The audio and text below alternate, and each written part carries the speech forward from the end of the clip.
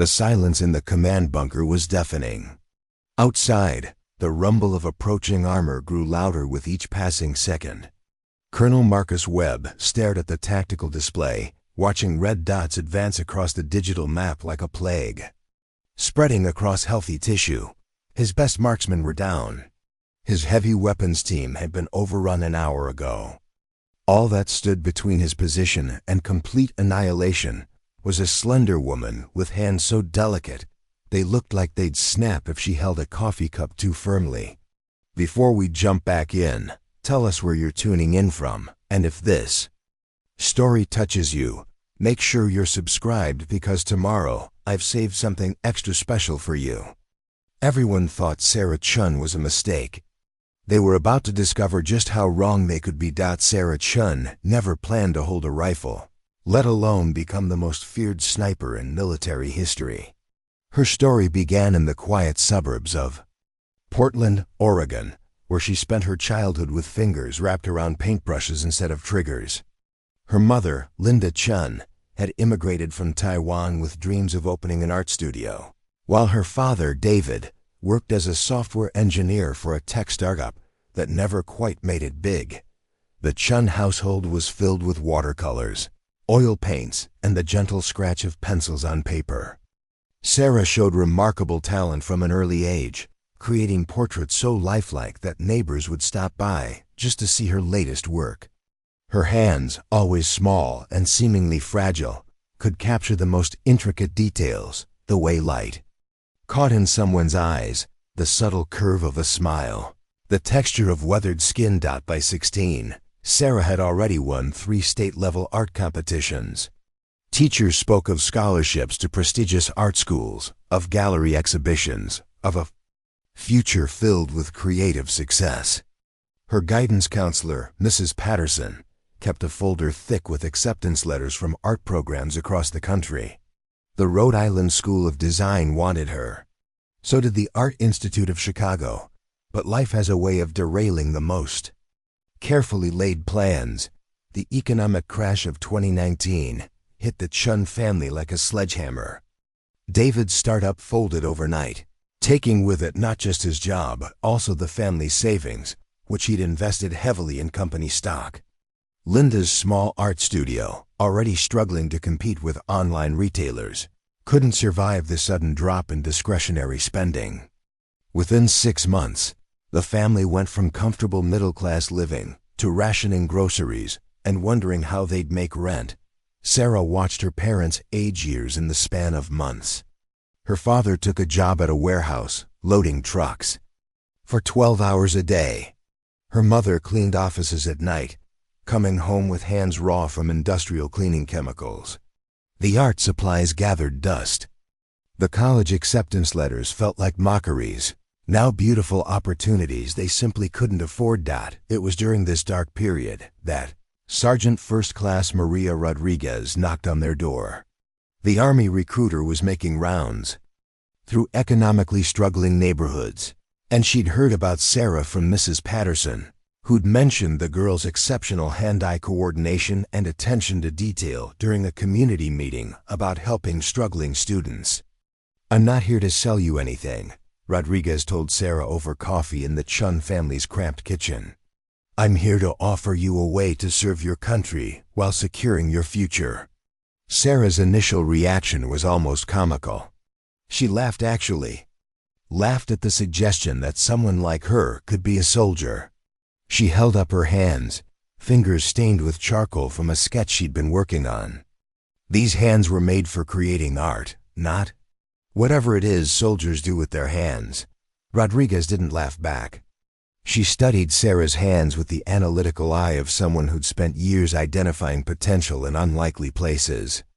"Tell me about your art," she said. For the next hour, Sarah described her technique, how she could spot the tiniest inconsistency in a model's pose from across a room, how she trained herself to hold her breath while adding the most delicate details, ensuring not even the slightest tremor would ruin hours of work.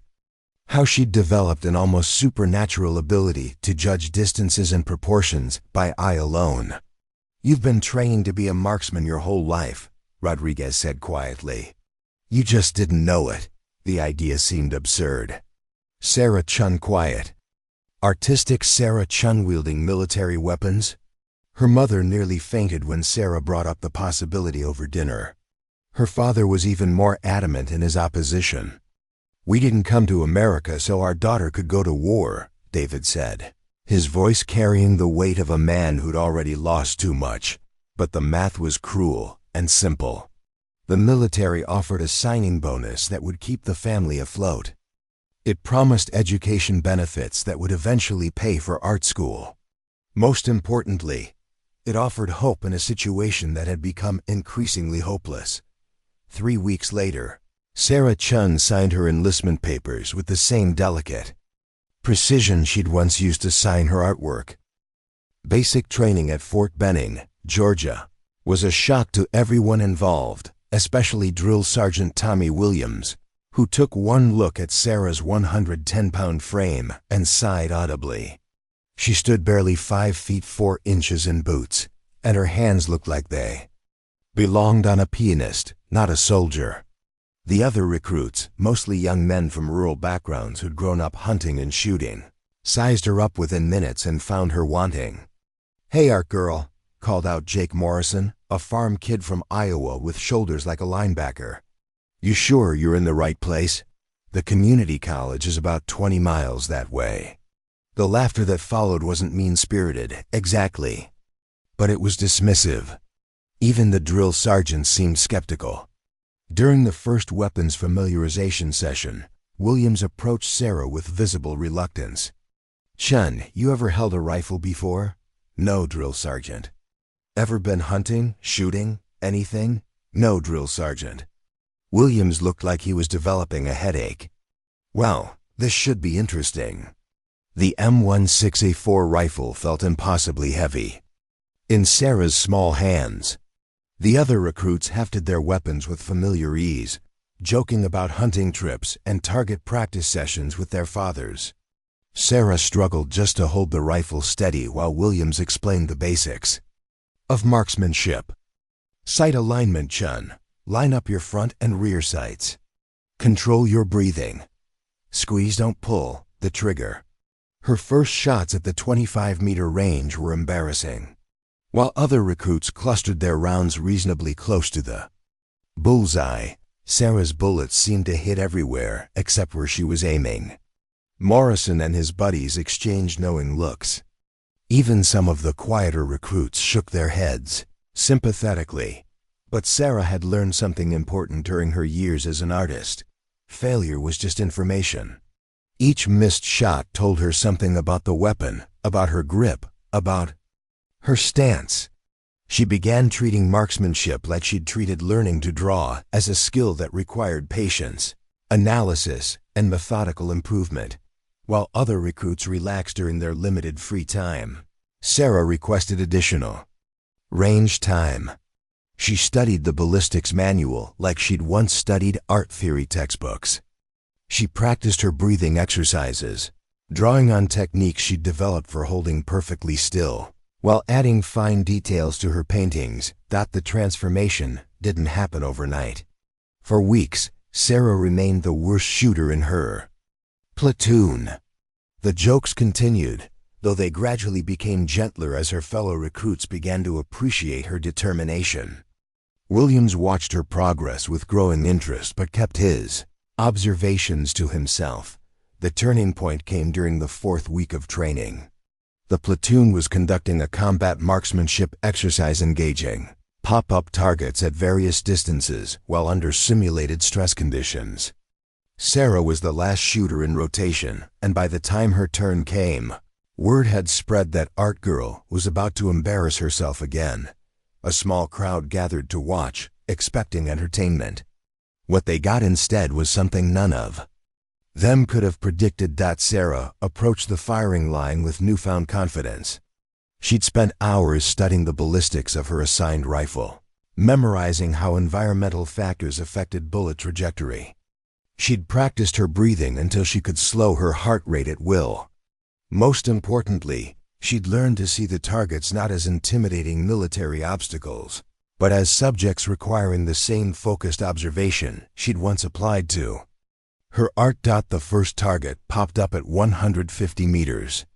Sarah's shot hit center mass before most observers even realized she'd fired. The second target appeared at 200 meters, partially obscured by artificial cover. Another perfect hit. By the time she'd engaged and eliminated 8 targets in rapid succession, the laughter had died completely. Williams approached the firing line with Sarah's target sheet, his expression unreadable. He studied the tight grouping of holes clustered around the bullseye, then looked at Sarah with something approaching amazement. "Chun," he said, loud enough for the gathered crowd to hear, "I think we need to have a conversation about your future in this army." That evening, Williams made a phone call to Fort Benning's marksmanship unit. The conversation was brief but significant. "I've got a recruit you need to see," he told Master Sergeant Patricia Hayes, the post's senior marksmanship instructor. "Small girl, quiet, artistic background. But she's got something I've never seen before." "What's that, Tommy?" Williams paused, watching through his office window as Sarah Chun cleaned her rifle with the same meticulous attention she'd once devoted to caring for her paintbrushes. "She doesn't just shoot targets," he said. "She sees them." Preparing and narrating this story took us a lot of time, so if you are enjoying it, subscribe to our channel. It means a lot to us. Now back to the story. Master Sergeant Patricia Hayes had seen thousands of soldiers come through her advanced marksmanship program at Fort Benning. Most arrived with inflated egos and stories about their hunting prowess back home. Very few left with the skills necessary to become military snipers. When Tommy Williams called about Sarah Chun, Hayes was skeptical but curious enough to take a look. The meeting took place on a humid Georgia morning at the 1,000-meter range. Hayes had set up a series of increasingly difficult shot targets at distances that would challenge even experienced marksmen. She expected to spend maybe 30 minutes confirming that Williams had discovered another decent shooter who might make a competent designated marksman. What she witnessed instead changed her understanding of what was possible. Sarah approached the firing line, carrying a different rifle than she'd trained with, a precision instrument that Hayes had specifically chosen to test her adaptability. Most soldiers needed weeks to familiarize themselves with new weapon systems. Sarah spent 15 minutes examining the rifle, running her fingers along its length like she was studying a sculpture, asking technical questions that impressed Hayes with their sophistication. "The barrel length affects muzzle velocity, which changes my holdover calculations," Sarah observed, peering through the scope. "This scope has different magnification ratios than what I'm used to. Can you tell me the exact specifications for the ammunition you're using today?" Hayes provided the ballistic data, watching as Sarah performed mental calculations with the same focused intensity she'd once applied to mixing paint colors. Then Sarah settled into her shooting position with fluid grace that seemed completely natural despite her brief time in the military. The first target was placed at 600 meters, a distance that challenged many experienced soldiers. Sarah's bullet struck within inches of dead center. The second target, at 800 meters, fell with equal precision. But it was the third shot that made Hayes understand she was witnessing something extraordinary. The target sat at 1,200 meters, barely visible even through high-powered optics. Wind conditions were tricky, with gusts varying in direction and intensity. Most marksmen would have needed multiple shots to gauge the conditions and adjust their aim accordingly. Sarah lay motionless for nearly 3 minutes, studying wind indicators and calculating variables that existed only in her mind. When she finally fired, the distant target seemed to explode. Hayes immediately called for a ceasefire and drove the golf cart out to examine the result. The bullet had struck the exact center of the bullseye, a shot that would have been impressive for a soldier with years of sniper training. "How long have you been shooting, Chun?" Hayes asked during the drive back. "About 6 weeks, Master Sergeant." Hayes nearly drove off the road. 6 weeks. She'd trained soldiers who couldn't make that shot after 6 years. That afternoon, Hayes made her own phone call, this one to Lieutenant Colonel James Crawford at the Army Marksmanship Unit. Crawford oversaw the selection and training of military snipers, and Hayes had never called him about a recruit fresh out of basic training. "Jim, I need you to come down here and see something," she said. "I've got a soldier who might be the most naturally gifted marksman I've ever encountered. Patricia, you know I don't have time for." She made a first-round hit at 1,200 meters.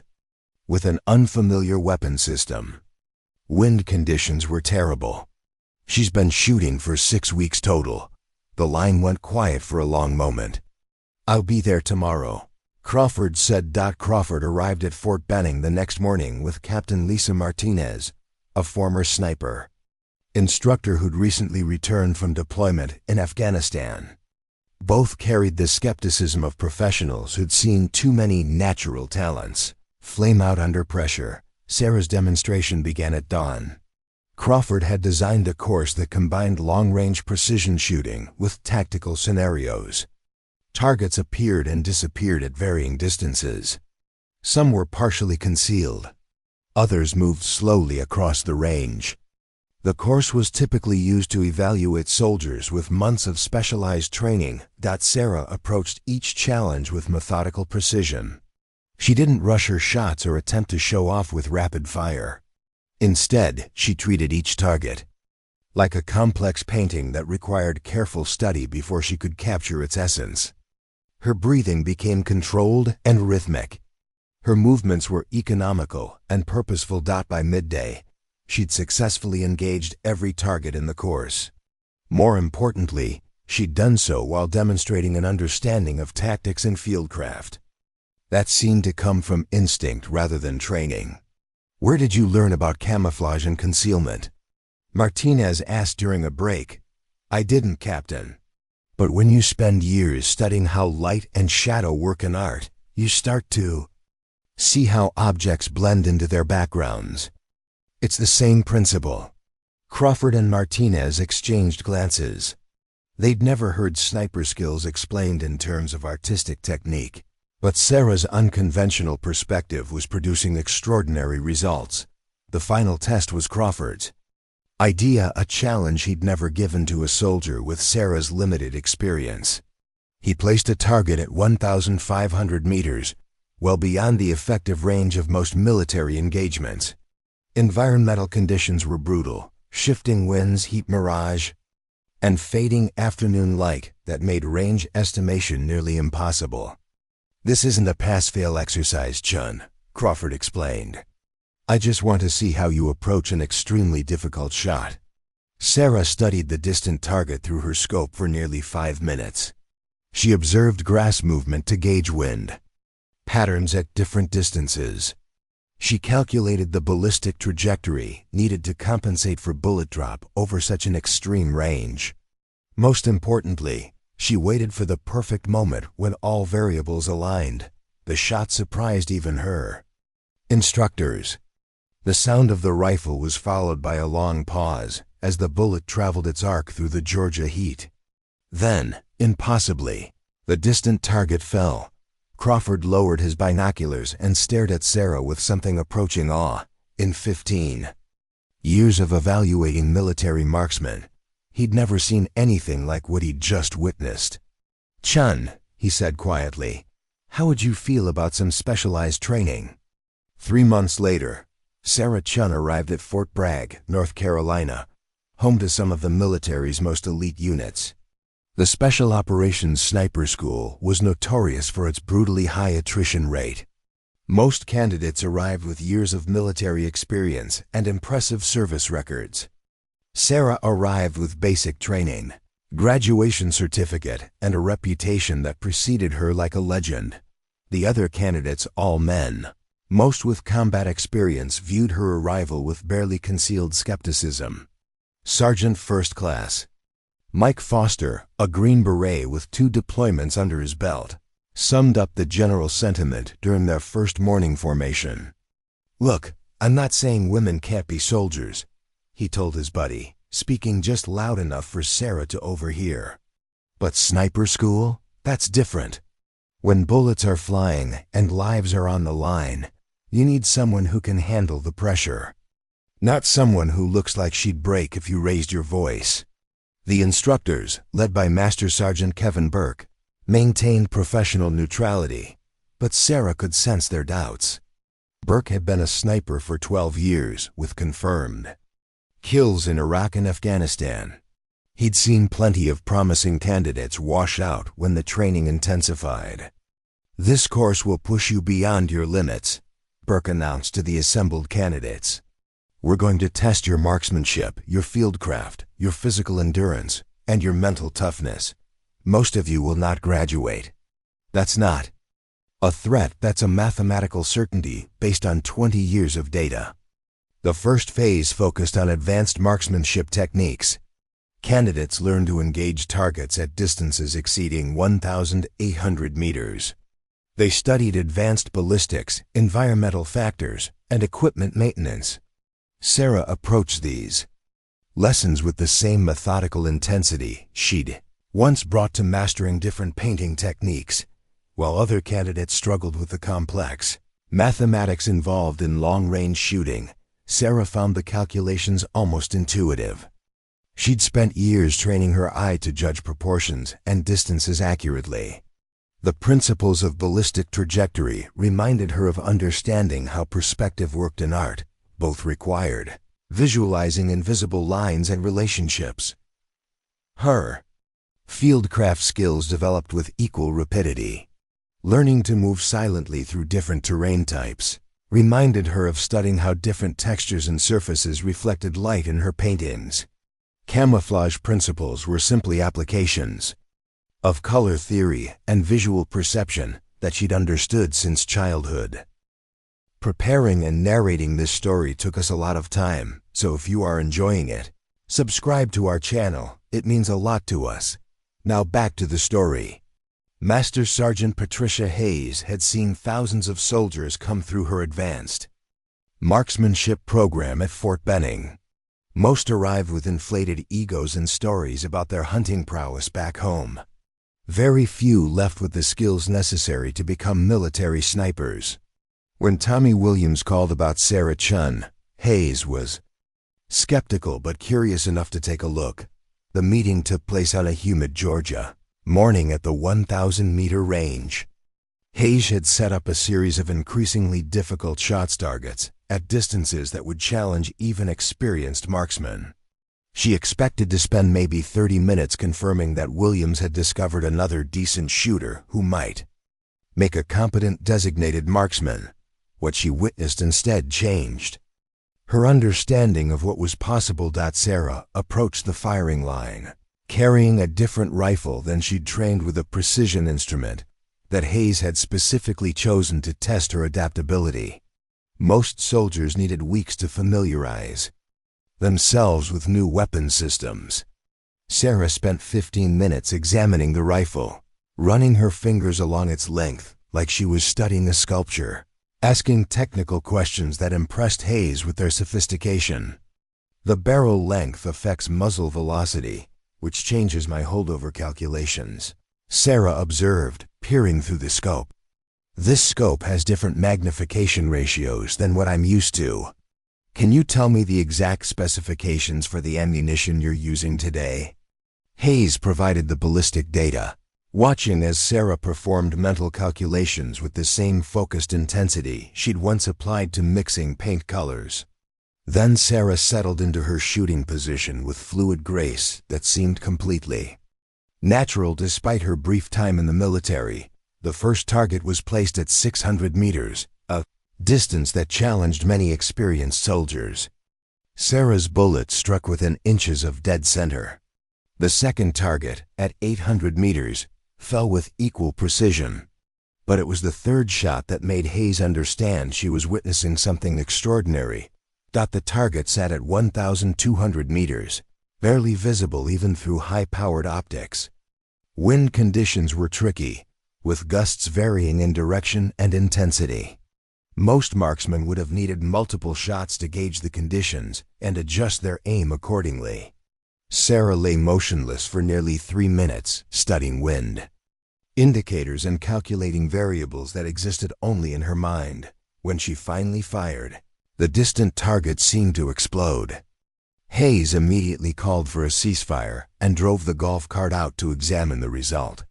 The bullet had struck the exact center of the bullseye, shot that would have been impressive for a soldier with years of sniper training. "How long have you been shooting, Chun?" Hayes asked during the drive back. "About 6 weeks, Master Sergeant." Hayes nearly drove off the road. 6 weeks. She'd trained soldiers who couldn't make that shot after 6 years. That afternoon, Hayes made her own phone call, this one to Lieutenant Colonel James Crawford at the Army Marksmanship Unit. Crawford oversaw the selection and training of military snipers, and Hayes had never called him about a recruit fresh out of basic training. "Jim, I need you to come down here and see something," she said. "I've got a soldier who might be the most naturally gifted marksman I've ever encountered." "Patricia, you know I don't have time for." She made a first-round hit at 1,200 meters with an unfamiliar weapon system. Wind conditions were terrible. "She's been shooting for 6 weeks total." The line went quiet for a long moment. "I'll be there tomorrow," Crawford said. Crawford arrived at Fort Benning the next morning with Captain Lisa Martinez, a former sniper instructor who'd recently returned from deployment in Afghanistan. Both carried the skepticism of professionals who'd seen too many natural talents flame out under pressure. Sarah's demonstration began at dawn. Crawford had designed a course that combined long-range precision shooting with tactical scenarios. Targets appeared and disappeared at varying distances. Some were partially concealed. Others moved slowly across the range. The course was typically used to evaluate soldiers with months of specialized training. Sarah approached each challenge with methodical precision.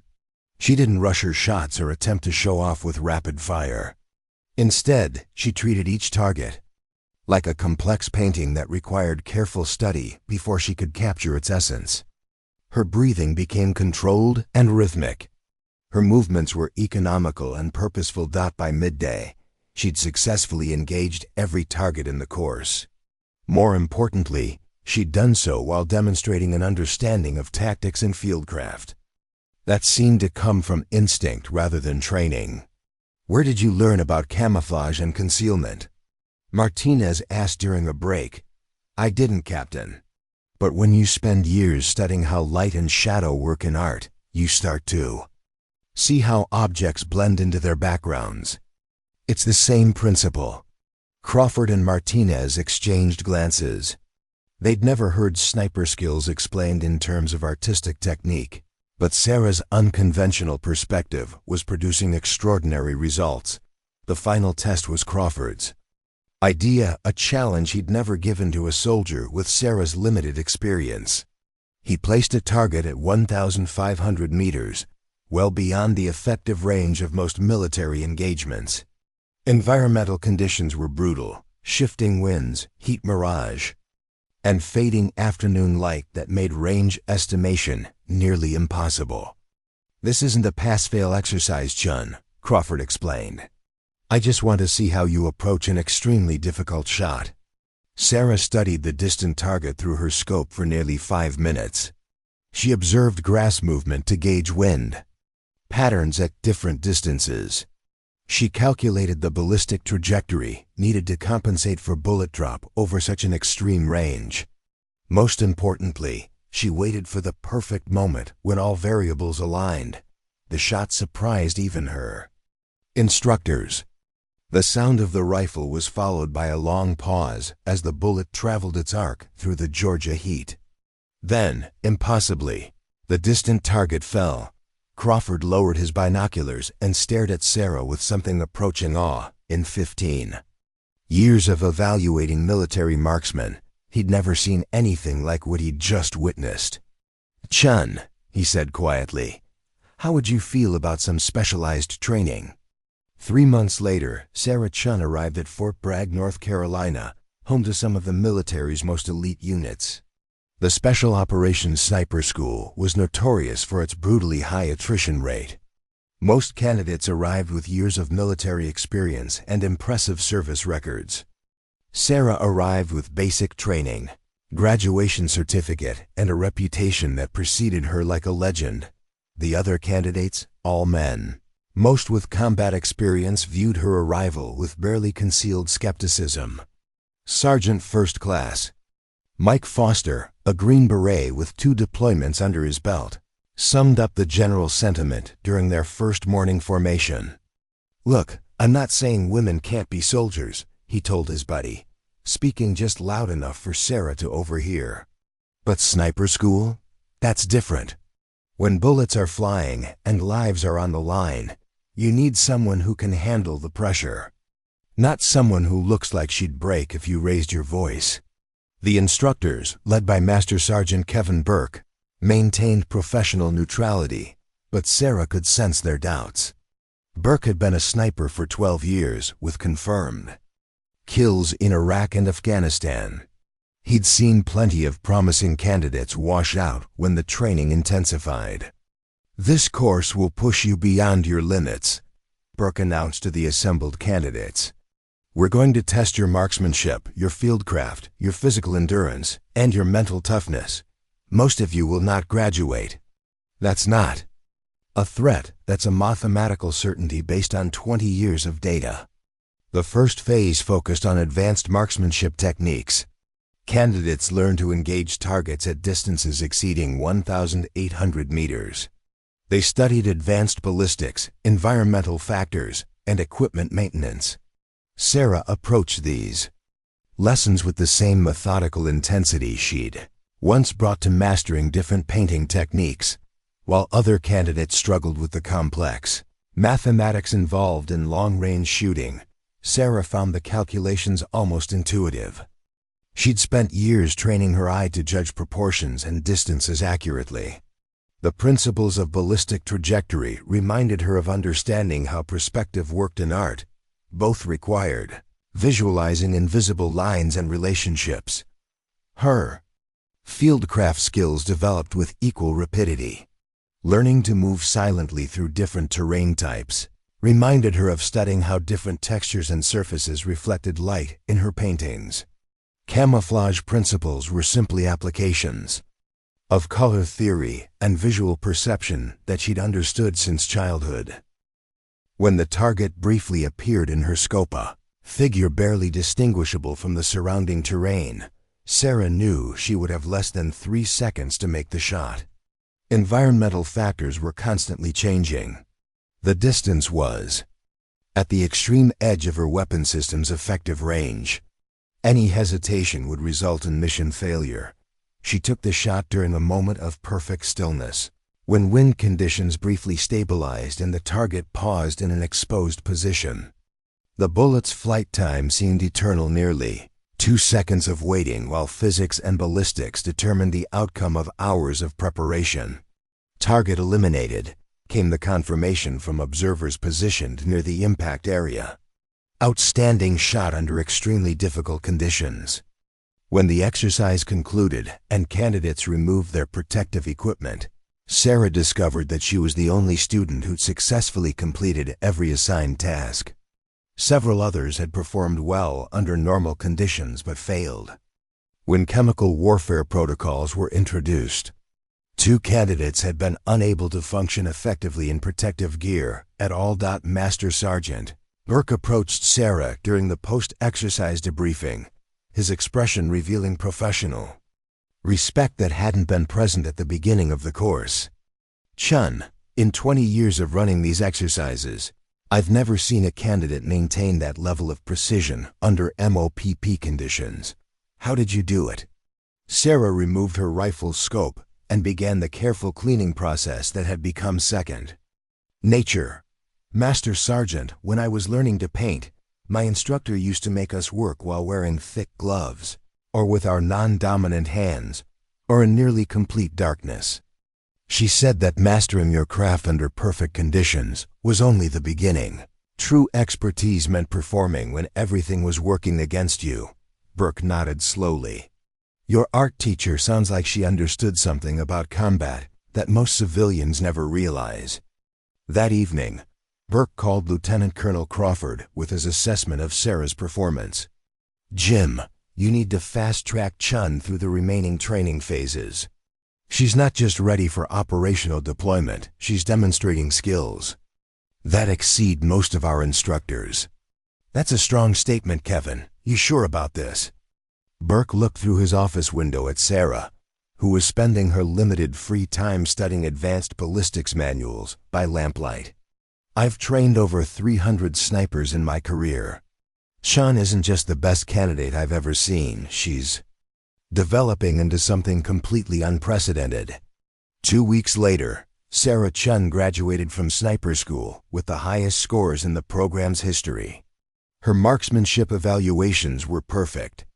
Her tactical assessments exceeded expectations in every category. Most significantly, her psychological evaluations indicated exceptional stress tolerance and decision-making capability under extreme pressure. During the graduation ceremony, Colonel Crawford presented Sarah with the Distinguished Graduate Award, recognizing not just her technical proficiency, but her potential to redefine what was possible in the field of military marksmanship. "Private First Class Chun," Crawford announced to the assembled audience of instructors and military officials, "has demonstrated that exceptional performance sometimes comes from the most unexpected sources. Her unconventional background has provided perspectives and capabilities that have impressed the most experienced professionals in our field." After the ceremony, Sarah called her parents from a payphone outside the graduation building. Her mother answered, and Sarah could hear the pride in Linda's voice despite the poor connection. "How are you feeling, sweetheart?" her mother asked. Sarah looked at her graduation certificate, thinking about the journey that had brought her from a struggling art student to the Army's newest sniper.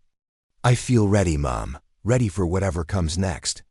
She had no way of knowing that whatever comes next would arrive sooner than anyone anticipated, in the form of a deployment to Eastern Europe where tensions were escalating toward what would become the largest military conflict in a generation. 3 days after graduation, Sarah Chun received orders that would take her from the training environments of Fort Bragg to the real battlefields where her extraordinary skills would be tested under conditions that no simulation could replicate. The war that was about to begin would transform her from a promising sniper school graduate into a legend whose name would be whispered in military circles for decades to come. The C-17 Globemaster descended through thick clouds over Ramstein Air Base in Germany, carrying Sarah Chun and 47 other soldiers toward what military intelligence was calling the most significant European conflict since World War II. Through the aircraft's small window, Sarah watched the German countryside roll past, peaceful farmland that contrasted sharply with the satellite imagery she'd studied during the 14-hour flight. The briefing packet in her lap contained details that would have seemed impossible just months earlier. A coalition of Eastern European nations, backed by a major world power, had launched coordinated attacks across multiple borders. NATO forces were scrambling to respond, and American military units were being deployed at a pace not seen since the Gulf War. Staff Sergeant Amanda Torres, Sarah's new spotter and the closest thing to a friend she'd made since joining the military, leaned over from the adjacent seat. "You nervous?" Sarah studied the intelligence photographs showing destroyed cities and refugee columns stretching for miles. "I keep thinking about my parents. They immigrated here to escape this kind of thing, and now I'm flying toward it." Torres nodded understandingly. The daughter of Mexican immigrants herself, she understood the complexity of serving in conflicts that affected families across multiple continents. "My grandmother used to say that sometimes you have to walk toward the storm to protect the people behind you." Their destination was Forward Operating Base Blackhawk, a hastily constructed American stronghold 50 kilometers from the active combat zone. Sarah's unit, the 3rd Battalion 75th Ranger Regiment, had been tasked with providing reconnaissance and long-range fire support for advancing NATO ground forces at the flight from Germany to Eastern Europe took them over landscapes that told the story of the developing conflict. Below, Sarah could see military convoys moving along highways, temporary refugee camps dotting the countryside, and smoke columns rising from what intelligence indicated were contested urban areas. Captain Michael Stevens, their company commander, briefed the unit during the final hour of flight. Stevens was a veteran of Afghanistan and Iraq, with the weathered appearance of someone who'd spent years in combat zones. His reputation for keeping his soldiers alive had earned him respect. Throughout the regiment, current intelligence indicates enemy forces are advancing along 3 primary axes, Stevens explained, pointing to a tactical map spread across several seats. Our mission is to establish overwatch positions and provide accurate intelligence on enemy movements while engaging high-value targets of opportunity. He pointed to Sarah specifically. Chun, your role will be critical. Recent intelligence suggests enemy forces are employing armor units in ways we haven't seen in previous conflicts. Your precision capabilities may be the difference between successful reconnaissance and catastrophic intelligence failures. Sarah studied the terrain features marked on the map, already visualizing potential shooting positions and fields of fire. The geography was challenging, rolling hills interspersed with dense forests and urban areas that would provide both cover and concealment for enemy forces. The landing at Phoebe Blackhawk occurred under cover of darkness, with the aircraft's lights minimized to reduce visibility to potential enemy observers. Sarah's first impression of the base was organized chaos, soldiers from multiple nations working frantically to establish defensive positions, supply lines and communication networks. Temporary shelters had been erected in precise rows, while engineers worked around the clock to improve runway facilities and construct hardened positions for critical equipment. The sound of helicopter rotors was constant as medical evacuation flights, supply runs, and reconnaissance missions maintained continuous operations. Colonel Marcus Webb, the base commander, addressed Sarah's unit during their initial briefing. Webb had commanded units in every major American military operation over the past 15 years, and his presence indicated the seriousness with which military leadership viewed the developing situation. Gentlemen and lady, he nodded toward Sarah, you're being deployed into a fluid tactical situation where enemy capabilities are still being assessed. Recent intelligence indicates we're facing opponents with sophisticated equipment and tactics that exceed previous estimates. Webb activated a large display screen showing satellite footage of enemy positions. What you're seeing represents the largest concentration of armor and artillery in this region since 1945. Enemy forces have demonstrated coordination and technical capabilities that suggest extensive preparation and advanced logistical support. The imagery was sobering.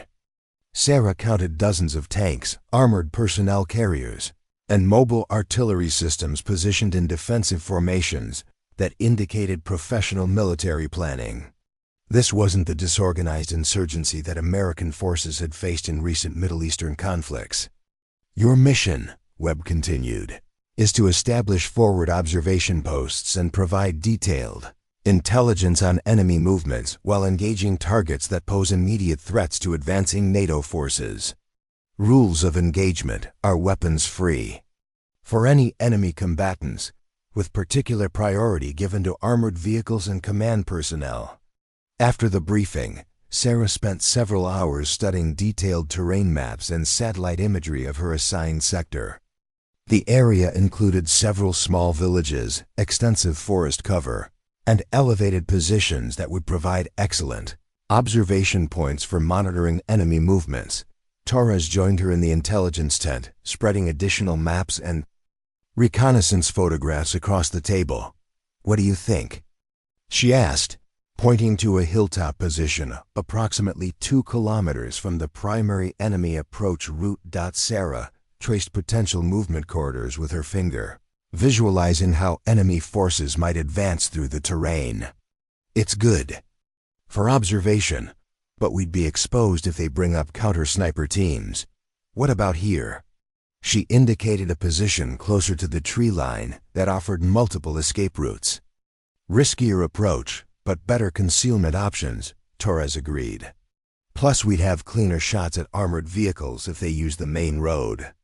They spent the next 3 hours developing detailed plans for establishing their observation post, including primary and alternate positions, communications protocols, and extraction procedures if their position was compromised.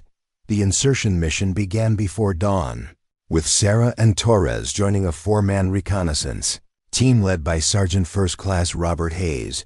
The team moved through dense forest using night vision equipment, following routes that had been carefully planned to avoid known enemy observation posts. The forest was eerily quiet, with normal wildlife sounds replaced by the distant rumble of heavy vehicles and occasional artillery. Explosions from contested areas further east. Sarah carried her specialized rifle system, a weapon that had been custom modified for her physical dimensions and shooting preferences, along with enough ammunition and equipment to sustain independent operations for up to a week. After 3 hours of careful movement, the team reached their designated observation post, a rocky outcrop concealed by mature trees that provided excellent visibility over the primary enemy approach routes. Sarah immediately began establishing her shooting position, using natural materials to create concealment, while ensuring clear fields of fire toward likely target areas. Torres set up the team's communication and observation equipment, establishing contact with both the base commander and advancing NATO ground units that would depend on their intelligence for tactical planning. The first enemy contact occurred at approximately 10:30 hours, when Torres spotted movement through her high-powered binoculars along a tree line nearly 3 kilometers away. "I've got vehicles moving east to west along the northern ridge," she reported quietly to Sarah. "Looks like reconnaissance elements, possibly advanced scouts for a larger formation." Sarah adjusted her scope and studied the distant movement. Even at maximum magnification, the vehicles were barely visible, but she could identify at least 2 light armored cars and what appeared to be a mobile communications unit. "Range to target?" she asked. Torres consulted her laser rangefinder and ballistic calculator. 2,800 meters. "Wind is variable, probably 8 to 12 knots from the southwest." The distance was extreme, even for Sarah's capabilities. But the intelligence value of those vehicles made them priority targets. Enemy reconnaissance units were gathering information that would be used to plan attacks against NATO forces, and eliminating them could significantly disrupt enemy operational planning. Sarah began her shooting preparations, calculating ballistic trajectories and environmental factors with the precision that had become her trademark. At this distance, bullet drop would exceed 30 feet, and wind conditions would affect the projectile's path throughout its 4-second flight time. She waited for optimal conditions, a moment when wind indicators suggested stable air currents, and the lead vehicle paused in an exposed position. The shot would announce their presence to enemy forces, but the tactical value justified the risk.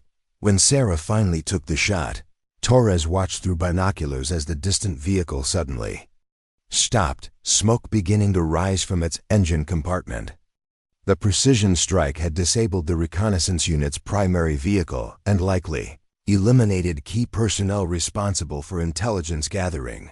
"Outstanding hit," Torres whispered. "That's going to mess up their morning plans." But Sarah was already adjusting her position, knowing that her muzzle flash had revealed their location to anyone equipped with counter-sniper detection equipment. Within minutes, they would need to relocate to avoid return fire from enemy forces, who now knew American snipers were operating in the area. What Sarah didn't know was that her single shot had eliminated the commander of the enemy's primary reconnaissance battalion, an officer whose intelligence reports had been crucial to planning the major offensive that was scheduled to begin within hours. The war was about to escalate in ways that no one had anticipated. And Sarah Chun was positioned at the critical point where her extraordinary skills would determine the fate of thousands of soldiers on both sides of the conflict. The enemy counterattack began 18 hours after Sarah's successful strike on the reconnaissance unit, erupting with violence that shattered the relative quiet of their forest observation post.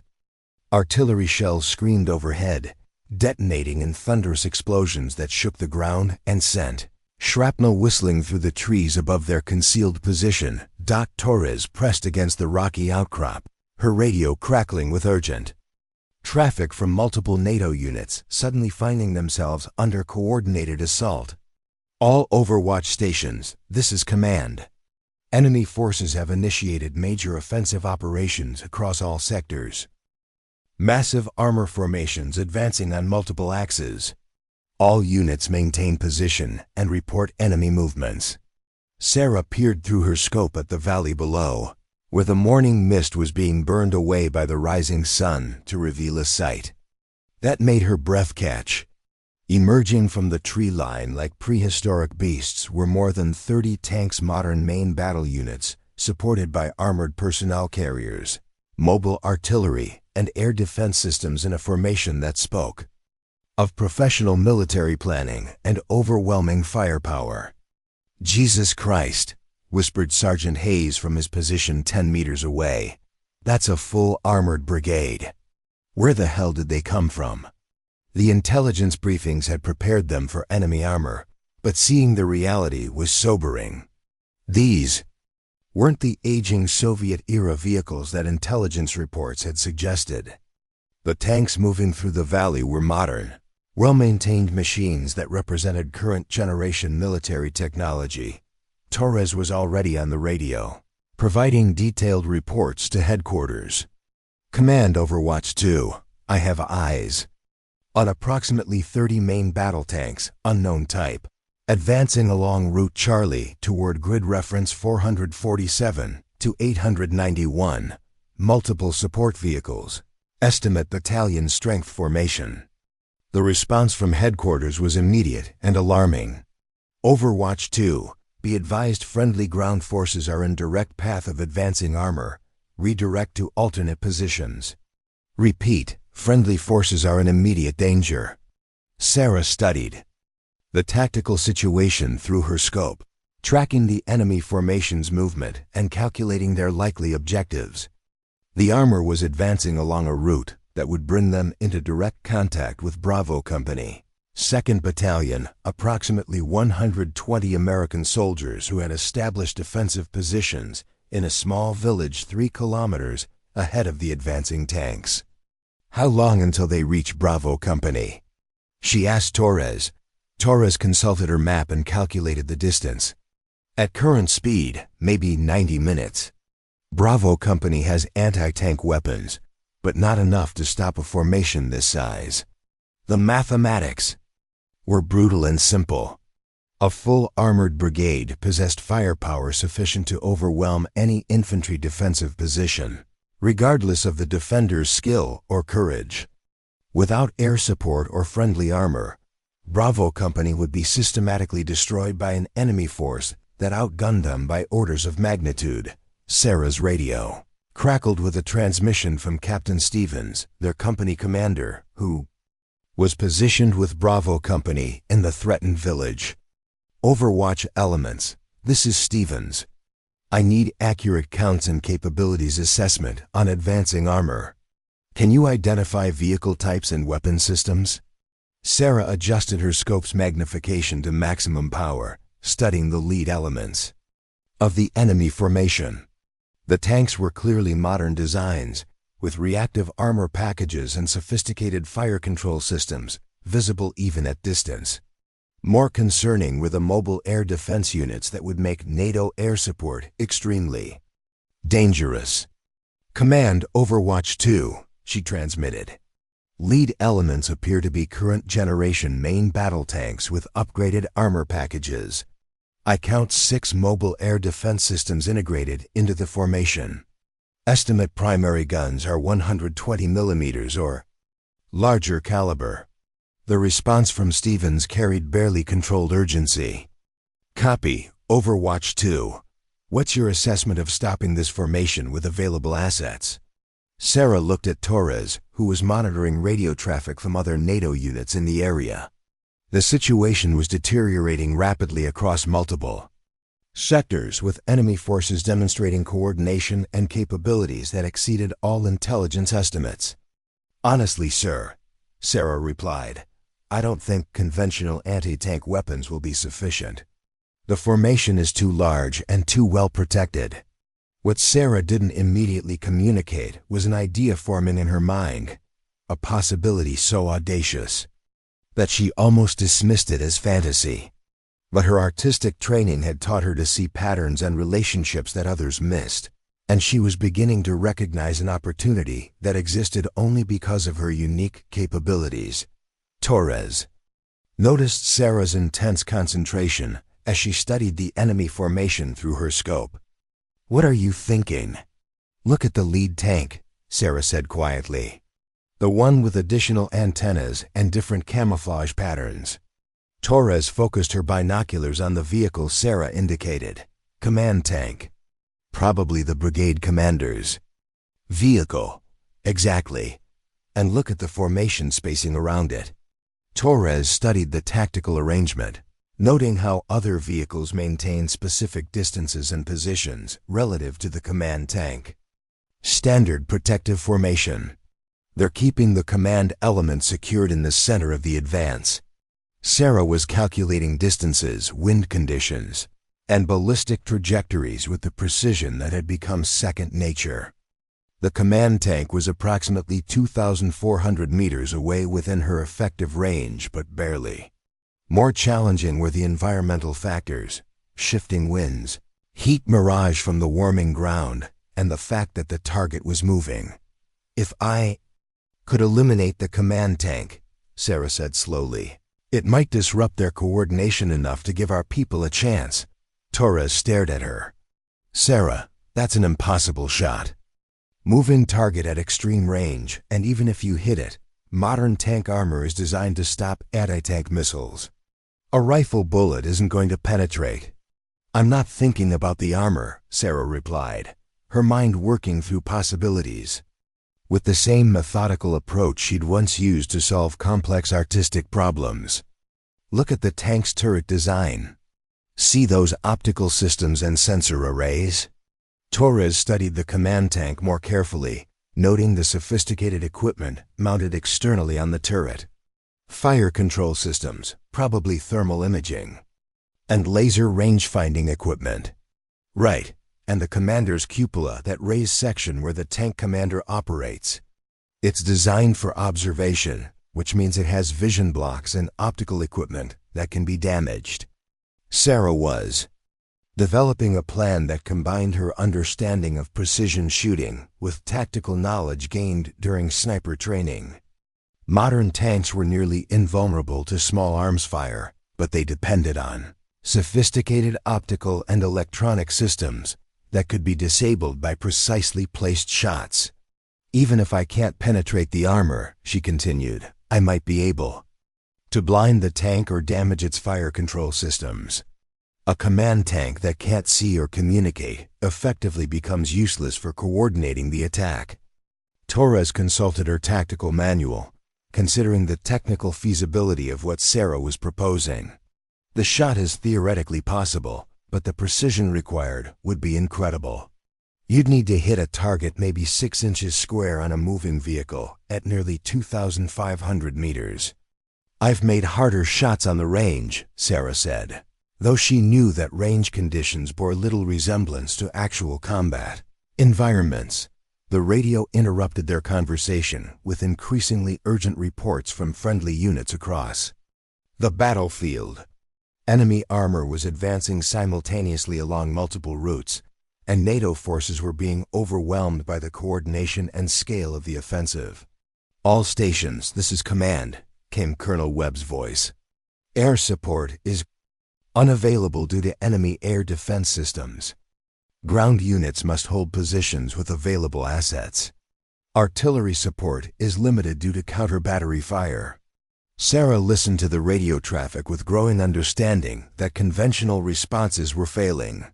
The enemy had planned this offensive carefully, timing their attack to exploit vulnerabilities in NATO defensive arrangements and neutralize the technological advantages that American forces typically relied upon. "Torres," she said quietly, "I think this shot might be our only option." Torres looked through her binoculars at the advancing armor formation, calculating how long it would take them to reach Bravo Company's defensive positions. "Sarah, even if you make the shot and disable the command tank, there are still 29 other tanks in that formation. But without effective command and control, they lose coordination. Individual tank crews are dangerous, but a coordinated armored attack is devastating. If I can disrupt their command structure, it might buy our people enough time for artillery support or airstrikes." Sarah began preparing for what would be the most challenging shot of her career. She adjusted her rifle scope, calculated environmental factors, and studied the command tank's movement patterns to predict where it would be when her bullet completed its 4-second flight time. The mathematical complexity was staggering.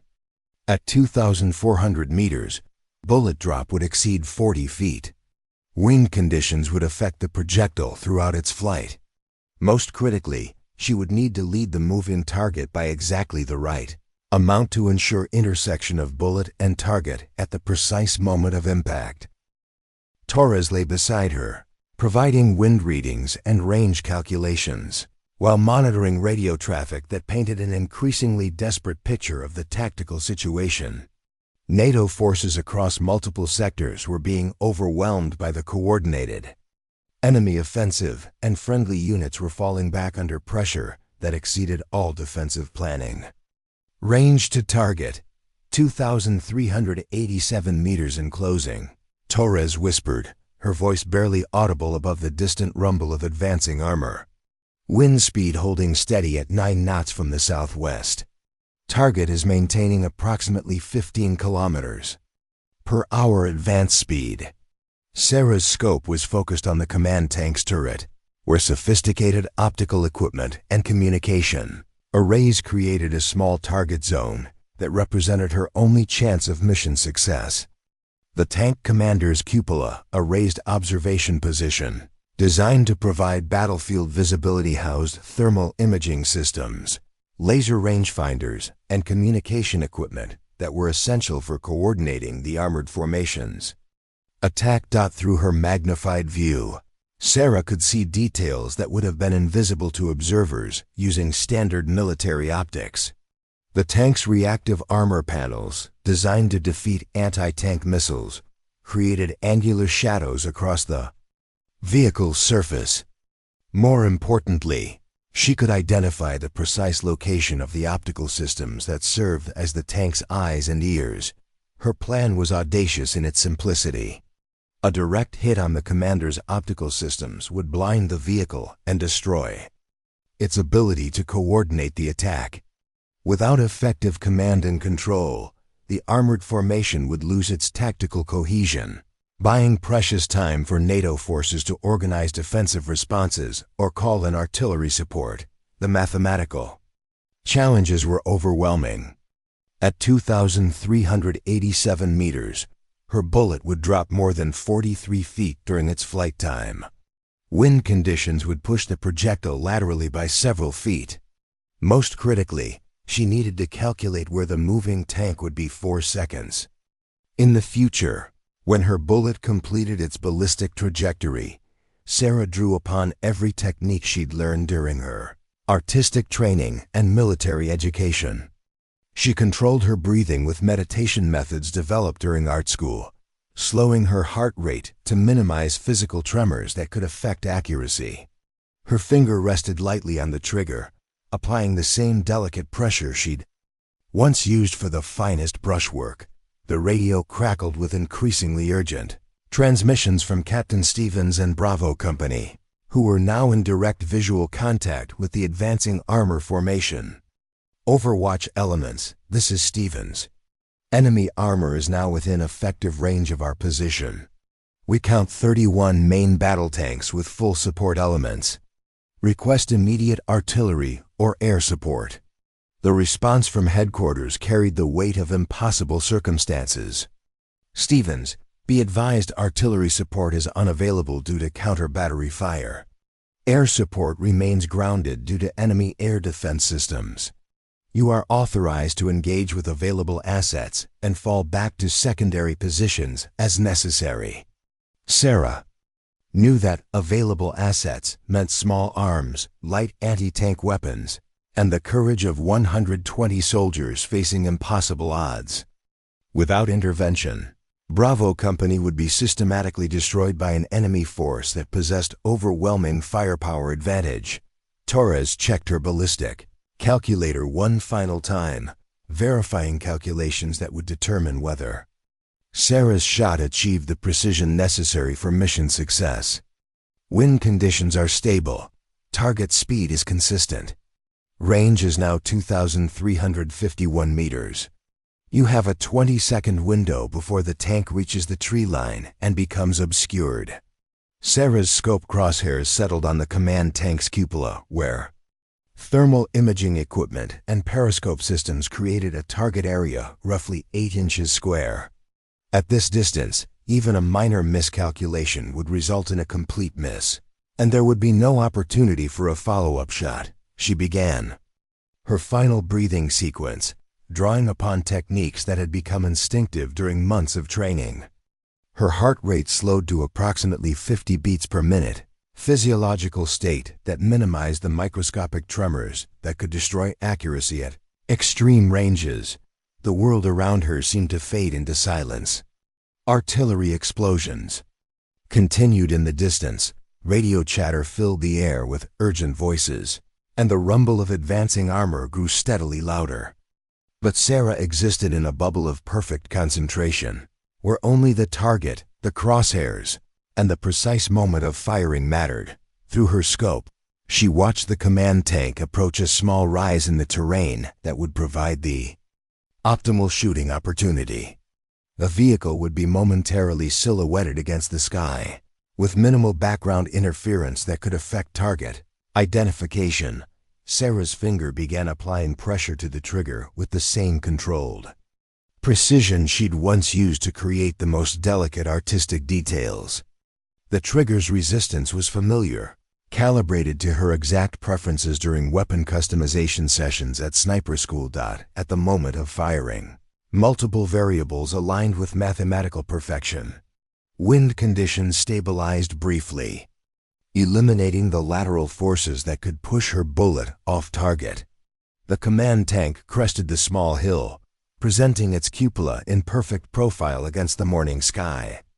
Most critically, Sarah's calculations intersected with reality as the target appeared exactly where her ballistic projections indicated it would be. The rifle's report echoed across the valley like thunder, announcing that something unprecedented was about to unfold. Sarah immediately began tracking her bullet's impact, knowing that the 4-second flight time would feel like an eternity, while physics and ballistics determined the outcome of months of preparation. Torres watched through her binoculars, following the distant command tank as it continued its advance, unaware that destruction was approaching at nearly 3 times the speed of sound. Flight time, 2 seconds, she whispered, providing Sarah with real-time updates on the developing situation. Bullet followed its calculated trajectory with precision that defied probability. Environmental factors that had been estimated during Sarah's preparations proved accurate to within acceptable margins. Wind conditions remained stable throughout the projectile's flight path. Most importantly, the command tank maintained its predicted course and speed, arriving at the target point exactly when Sarah's calculations indicated it would. Impact occurred with devastating effect that exceeded even Sarah's most optimistic projections. Her bullet struck the tank's commander cupola with surgical precision, destroying thermal imaging systems, communication arrays, and optical equipment in a cascade of sparks and shattered components. the immediate result was dramatic and visible. Even at extreme range, the command tank slowed noticeably as its crew suddenly found themselves blind and unable to communicate effectively with other elements of the formation. Secondary explosions from damaged electronic systems sent smoke rising from the turret, announcing to the entire armored formation that their command element had been compromised. But the true impact of Sarah's shot extended far beyond the mechanical damage to a single vehicle. The command tank served as the coordination center for the entire armored attack, providing tactical communications, target identification, and movement instructions to 30 other combat vehicles.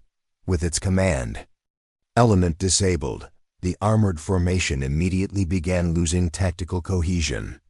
Individual tank crews, suddenly deprived of coordinated instructions, slowed their advance and began operating independently rather than as elements of a unified attack.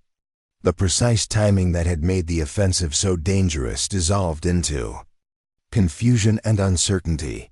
Torres was monitoring radio frequencies used by enemy forces, and she immediately noticed changes in their communication patterns. "Sarah, you did it. Enemy radio traffic is going crazy. They're trying to establish alternate command protocols, but it's pure chaos." The ripple effects of the command tank's destruction spread throughout the enemy formation like cracks in breaking glass.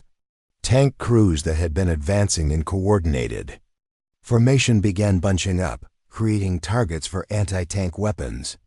Others slowed or stopped entirely, waiting for instructions that would never come. Most critically, the attack's timing was shattered. The offensive had depended on synchronized pressure across multiple approach routes, with each element reaching their objectives simultaneously to overwhelm NATO defensive responses. Without effective command and control, that synchronization was impossible. Sarah's radio crackled with an urgent transmission from Captain Stevens, whose voice carried amazement and relief in equal measure. "Overwatch 2, I don't know what you just did, but the enemy formation is breaking up. Tanks are stopping, some are turning around, and we're seeing movement that suggests major confusion in their ranks.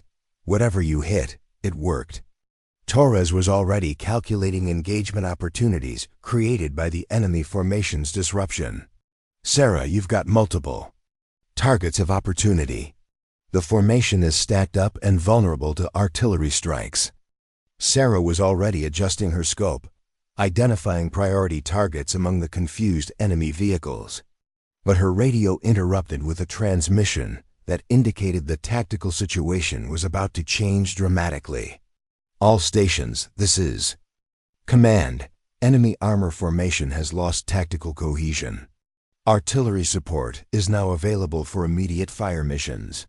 Air support is spinning up for strikes on stationary targets. Outstanding work by Overwatch elements."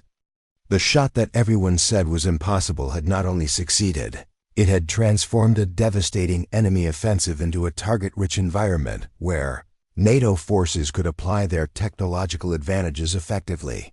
And Sarah Chun, whose fragile hands had been dismissed by skeptics throughout her military career, had just proven that precision could triumph over overwhelming force when applied at exactly the right moment. The artillery strike that followed Sarah's shot was unlike anything the Valley had witnessed in decades. NATO forces, suddenly presented with stationary targets clustered in confused formations, unleashed a coordinated barrage that transformed the enemy's armored spearhead into twisted metal and billowing smoke. The precision-guided munitions found their marks with devastating accuracy, eliminating threats that minutes earlier had seemed unstoppable. From her observation post, Sarah watched through her scope as the tactical situation reversed completely. Enemy tanks that had been advancing in disciplined formation were now scattered across the landscape, some abandoned by crews who fled on foot, others burning from direct artillery hits, and still others attempting desperate maneuvers to escape. The killing zone their formation had become. Torres was documenting the aftermath with professional thoroughness, recording target assessments and battle damage reports that would later become part of military case studies. confirmed destruction of 18 main battle tanks, 12 armored personnel carriers, and 6 support vehicles. Estimated enemy casualties exceed 200. Mission success beyond all projections. The radio chattered with reports from across the battlefield as news of the enemy offensive's collapse spread through NATO command networks. What had begun as a coordinated attack threatening multiple defensive positions had devolved into isolated skirmishes where enemy forces found themselves outnumbered and outgunned. Colonel Webb's voice came through Sarah's radio with a tone that mixed professional satisfaction with personal amazement. Overwatch 2, this is Command. I want to personally congratulate you on the most tactically significant single shot in modern military history.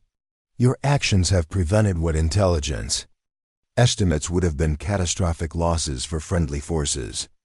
Captain Stevens added his own assessment from Bravo Company's position, where soldiers were emerging from defensive positions to witness the destruction of the force that had threatened to overrun them. Chun, I don't know how you made that shot, but you saved every life in this company. That's 120 soldiers who are going home because of what you did today. But Sarah was already thinking beyond the immediate tactical success, recognizing that her actions had implications extending far beyond a single engagement. The enemy's failed offensive would force strategic reassessments, potentially altering the entire trajectory of the conflict. More immediately, it would establish new benchmarks for what was considered possible in precision marksmanship. The extraction from their forward position occurred under significantly different circumstances than their insertion 18 hours earlier. Instead of moving stealthily through contested territory, Sarah and Torres found themselves escorted by a full platoon of infantry, whose mission was ensuring the safe return of what military leadership now considered an irreplaceable strategic asset.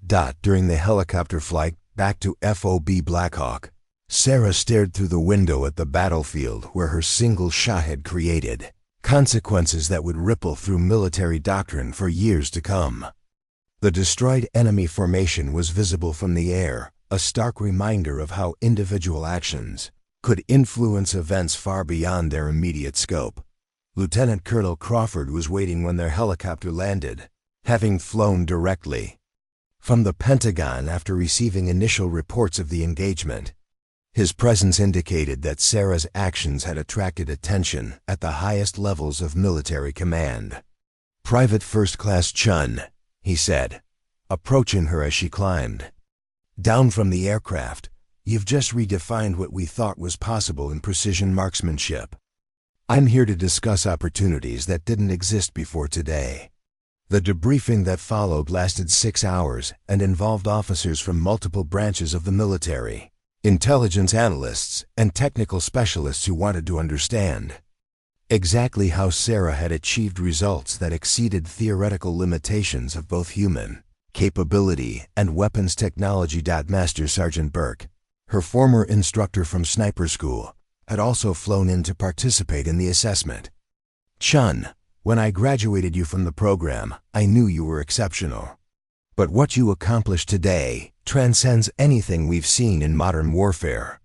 The technical analysis was fascinating, even to Sarah. Ballistic specialists had recovered her spent cartridge case and calculated precise environmental conditions at the time of firing. Their reconstruction of the shot revealed margins of accuracy that approached the theoretical limits of the weapon system she'd used. "The mathematical probability of success for your shot was approximately 1 in 847, explained Dr. Jennifer Walsh, a ballistics expert from Aberdeen Proving Ground. "When we factor in environmental variables, target movement, and human physiological limitations, what you achieved shouldn't have been possible." But Sarah understood something that the technical specialists missed. Her success hadn't resulted from surpassing human limitations. It had come from applying artistic training in ways that complemented military skills. Her ability to visualize complex spatial relationships, developed through years of creating realistic artwork, had enabled her to process variables that other marksmen struggled to comprehend. I think the art background gave me advantages that traditional military training doesn't develop, she explained during one of the debriefing sessions. When you spend years learning to see proportions, distances, and relationships accurately, those skills transfer to other applications.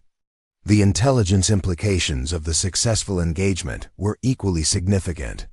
Enemy forces had demonstrated capabilities that exceeded previous assessments, but Sarah's actions had also revealed vulnerabilities in their command and control systems that could be exploited in future operations. Colonel Webb summarized the strategic impact during his final briefing to senior leadership.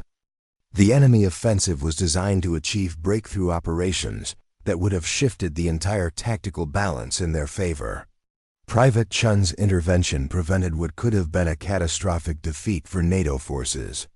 3 days after the engagement, Sarah received orders that would change her life trajectory completely. Instead of returning to routine combat operations, she was being transferred to a specialized unit responsible for developing new sniper tactics and training methods based on her demonstrated capabilities. The promotion ceremony took place at FOB Blackhawk, with officers from multiple NATO countries in attendance. Sarah stood at attention as Colonel Webb read citations that described her actions in terms that seemed surreal even to her. For extraordinary heroism in armed conflict, demonstrated by precise marksmanship under extreme conditions that resulted in the neutralization of enemy forces threatening friendly positions. Private Chun's actions prevented estimated casualties exceeding 300 personnel while disrupting enemy offensive operations of strategic significance. The medal pinned to her uniform a silver star with V. Device for Valor represented recognition that extended far beyond personal achievement. It symbolized validation of unconventional approaches to military problems and proof that exceptional performance could emerge from unexpected sources. But the most meaningful moment came when her parents called that evening, having learned about her actions through official military channels that had contacted families of personnel involved in significant operations. "We're proud of you, sweetheart," her mother said, her voice carrying emotions that transcended the poor telephone connection. "Your father and I never imagined when you enlisted that you would accomplish something like this." Her father's voice was equally emotional. "Sarah, you've honored our family and proved that pursuing your dreams, even when they take unexpected directions, can lead to extraordinary outcomes."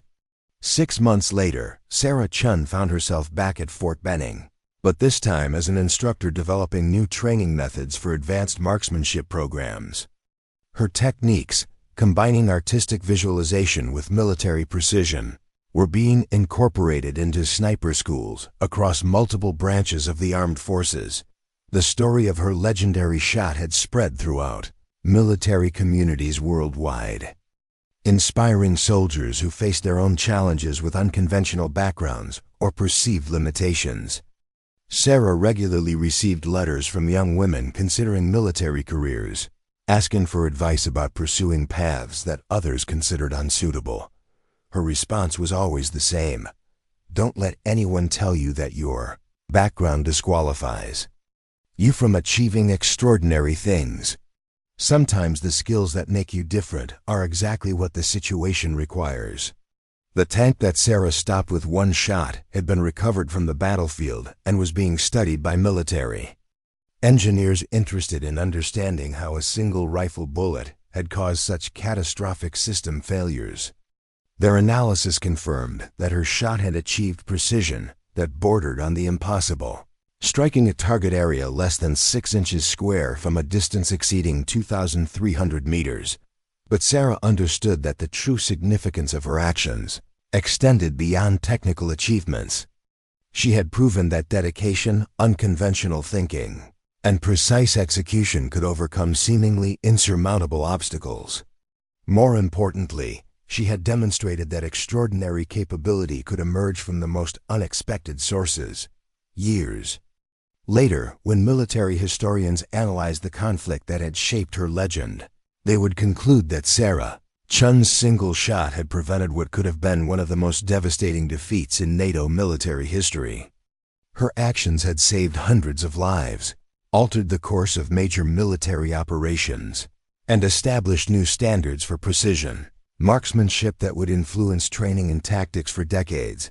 And it all began with a young woman whose delicate hands were dismissed as too fragile for military service, until the day she stopped a tank with one shot and changed the course of history. The laughter had stopped. The legend had begun. Up next, you've got two more standout stories right on your screen. If this one hits the mark, you won't want to pass these up. Just click and check them out. And don't forget to subscribe and turn on the notification bell so you don't miss any upload from us.